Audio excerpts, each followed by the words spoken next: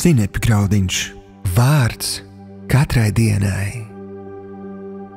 Dziedi slavas dziesmu Dievam. Šodienas rakstu vieta.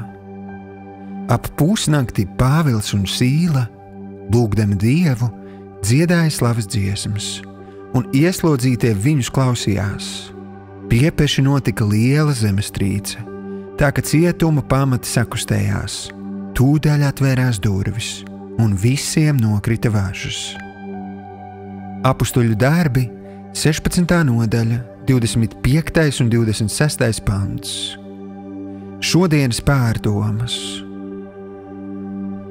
Šodienas rakstuvietā mēs lasām par apustuļa Pāvila 2. misijas ceļojumu, kurā viņu pavadīja Sīla un Timotejs.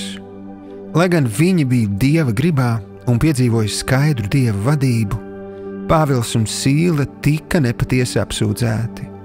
Pēc daudziem sitieniem viņi tika iemesti cietuma visdziļākajā kambarī, kur viņu kājas ielika važās. Vai spēj iedomāties sevi šādā situācijā? Kā tu reaģētu uz šādu netaisnību? Par pārsteigumu daudziem no mums šajā situācijā Pāvils un Sīla neizvēlējās žēloties vai dusmoties.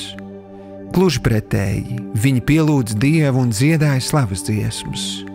Šī rīcība aktivizēja Dieva pārdabisko spēju visu vērst par labu tiem, kas viņam uzticas. Draugs, netaisnība var skart katru no mums, pat tad, ja 100% atrodamies Dieva gribā. Visu izšķir tas, kā mēs uz to reaģējam. Tāpēc apņemies par visu pateikties Dievam. Viņš nav mainījies un ilgojas dāvāt tev pārdabisku risinājumu. Šodienas lūkšana. Tēvs, tu esi visvarens un notiekošais manā dzīvē tev nav nekāds pārsteigums. Patiesi, tu jau zini, kā dot man vislabāko risinājumu. Tāpēc gan priekos, gan bēdās es izvēlos slavēt tevi un pateikties par tavu neizmērojamo mīlestību pret mani. Jēzus vārdā. Āmen.